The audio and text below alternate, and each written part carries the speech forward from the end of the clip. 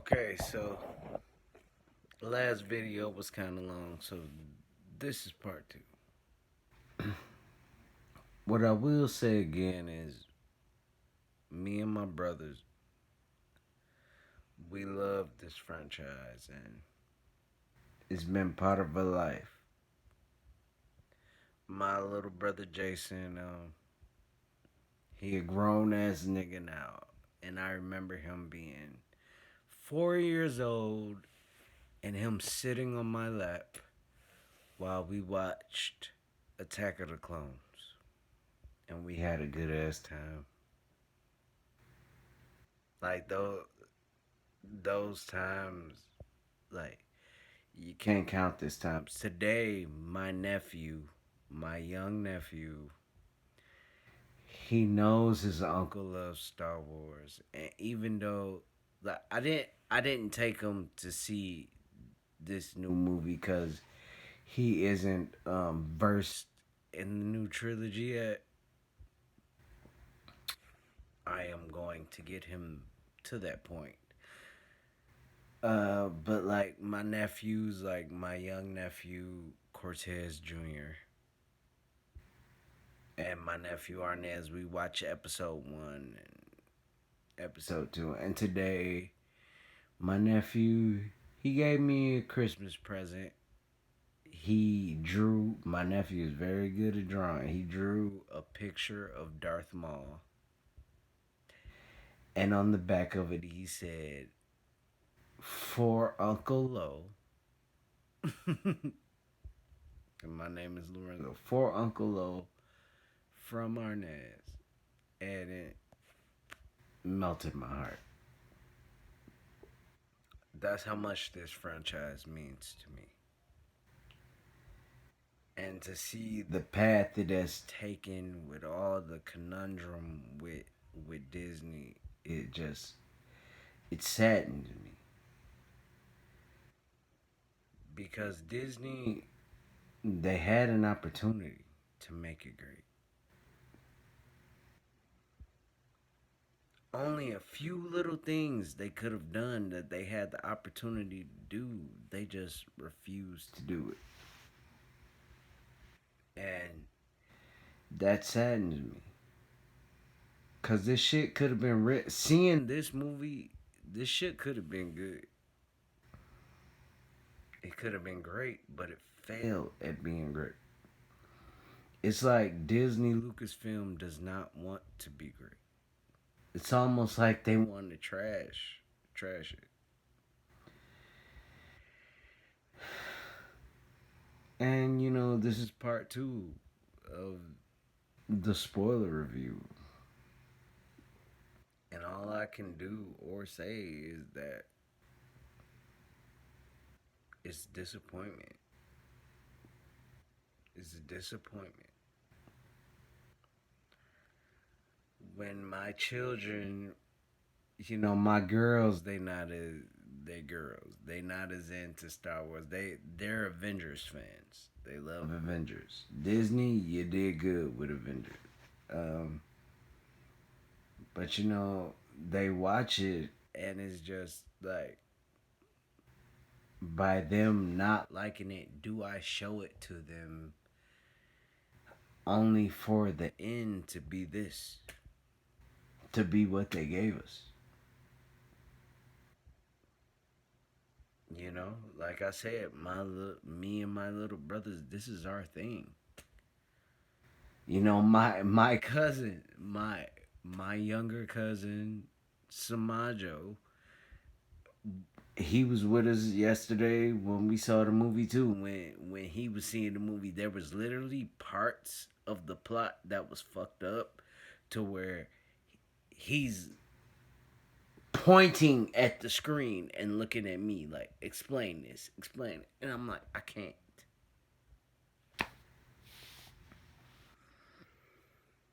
Um, it's just that when there is a trilogy, the middle movie is supposed to be the ground where the middle movie matters more than the first movie almost. The first movie opens up the plot points. The second movie tells you what's going on. The third movie concludes it. Am I right or am I right?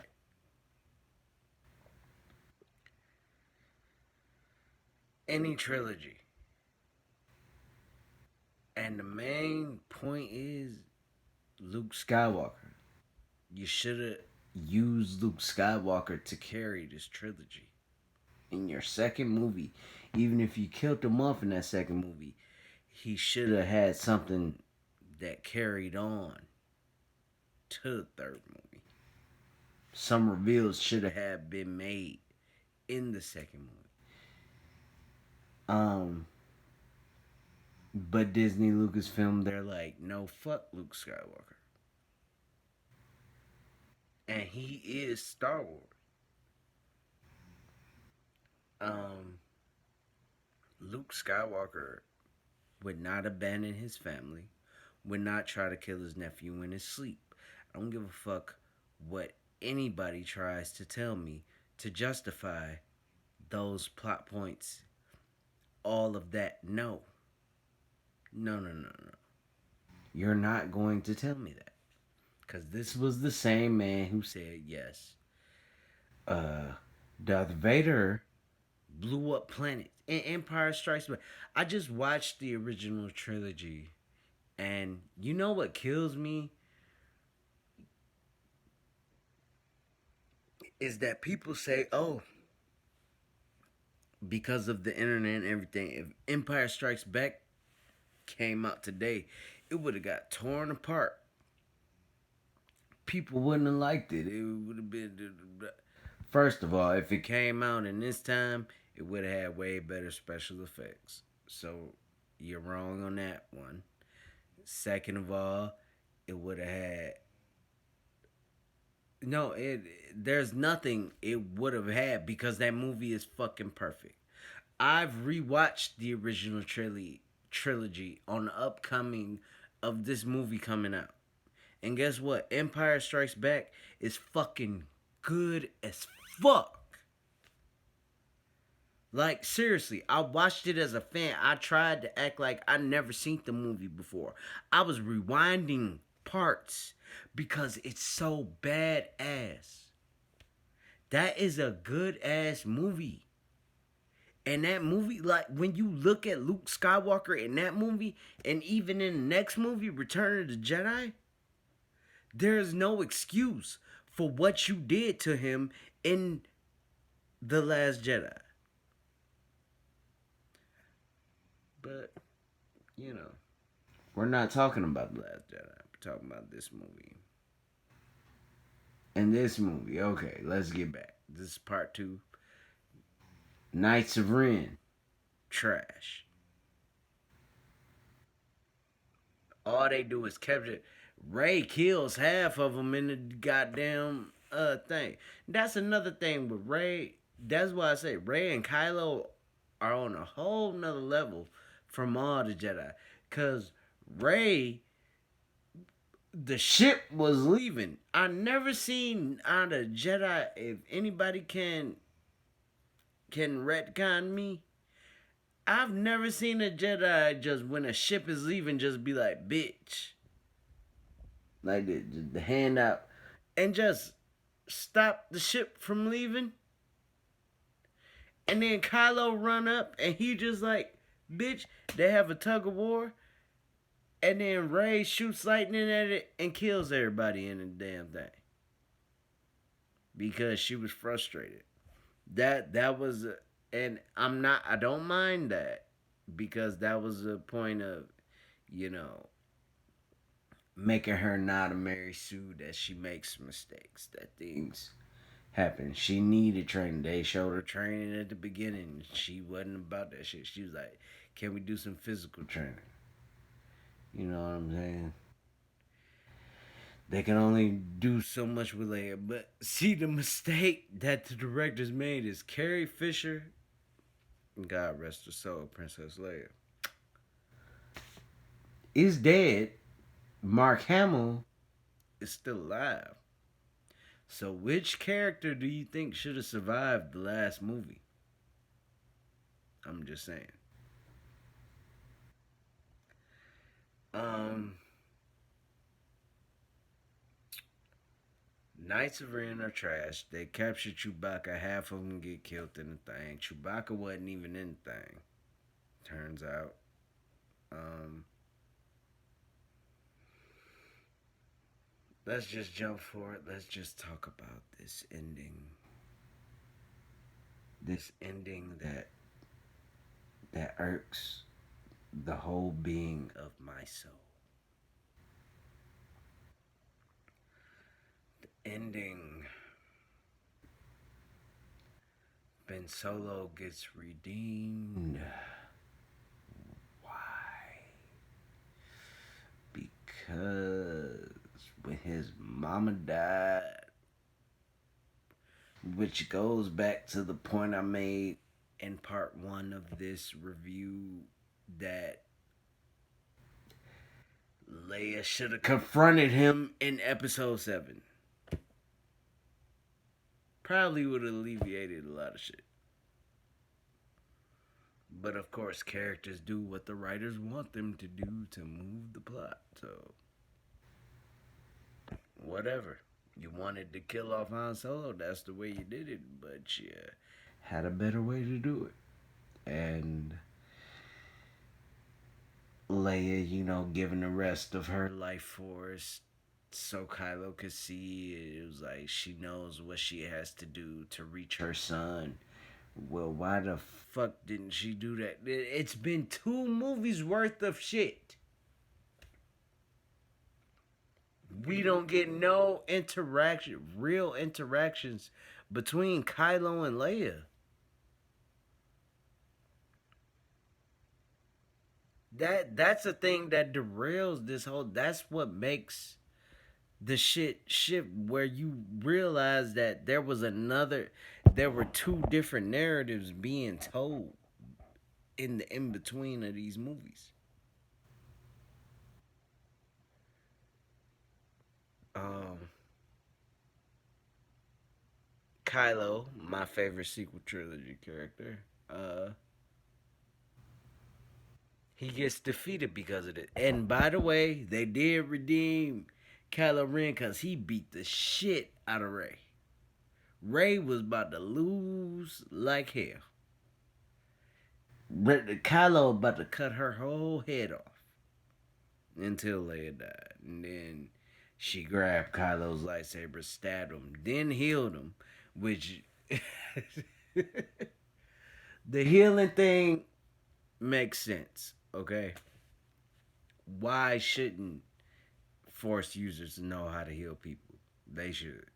And it was a good thing, and like she said, it's just, and Ray explained it, and it was very palpable, and I'll accept it.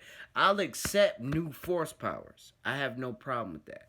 What I have a problem is with you fanboys coming out saying balance of the forces, this and that, when the motherfucker who made this shit up, George Lucas, told you that balance was the destruction of the Sith. Rian Johnson did some fan fiction shit talking about some, oh, I knew darkness rises and light comes to meet it, and then kills off the fucking villain. No, no, no, no. Balance, the force becomes unbalanced when people start manipulating the force to cause chaos and mayhem and do unnatural things like the way Palpatine had. That's why the Sith have to be destroyed. That is what the balance of the force means. It doesn't mean, because like Luke said in The Last Jedi, I can't believe I'm referring to The Last Jedi, but like Luke said in The Last Jedi, just because all the Jedi are gone, the light doesn't go away. The force doesn't go away. So it doesn't matter who's dead, it's who's manipulating the force to do their bidding. And all the Sith do when they manipulate the force is bring chaos, mayhem, anguish, and despair to the galaxy. That is why the force is imbalanced. It's not to do with how many force users, with how many force users on this side, the other force users on this side. No, it has nothing to do with that. And all you people who make up that, that's just fan theory bullshit.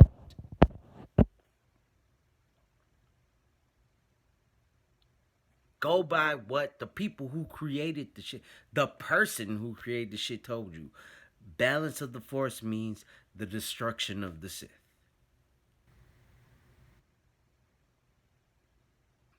And this whole Diad thing, they just glossed over it. It was mentioned one time. So you just gotta assume. You gotta assume. We get to the end of the movie. After beautiful lightsaber battle.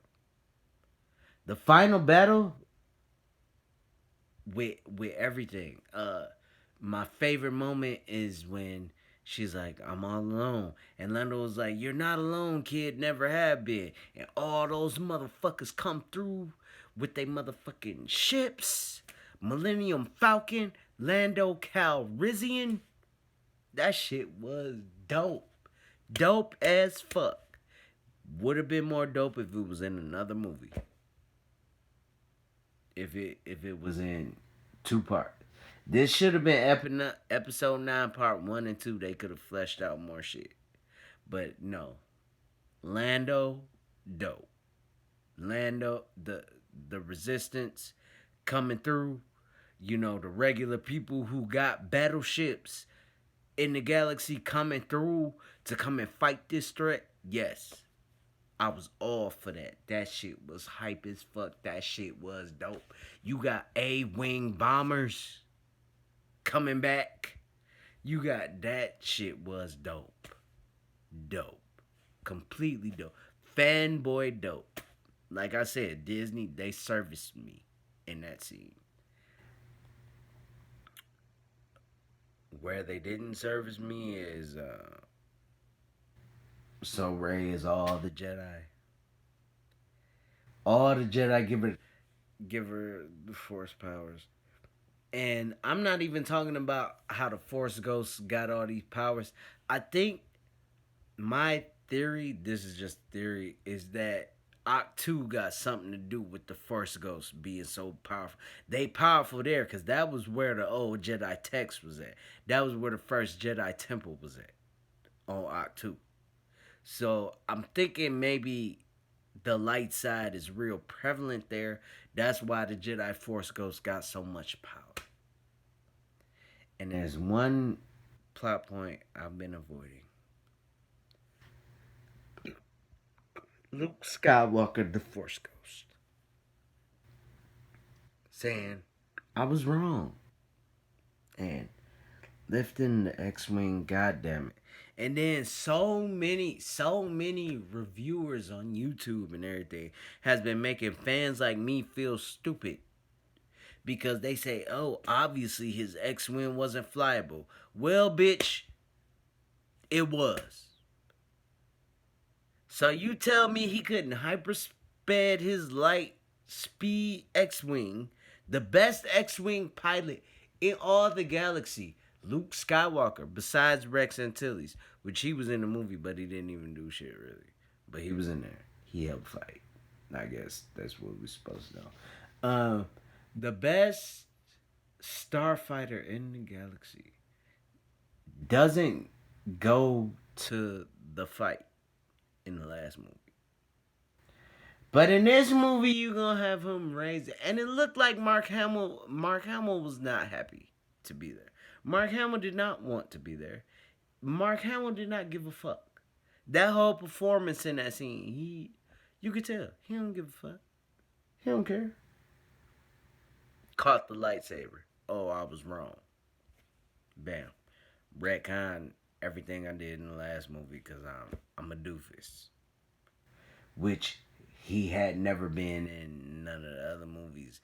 Which means you needed Luke Skywalker to carry this.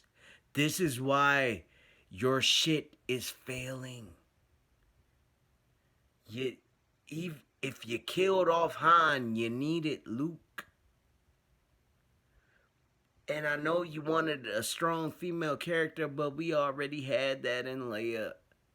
And you could have made your female character that you were trying to push to us more powerful, more prevalent if you would have had Luke Skywalker carry her over so we could buy her.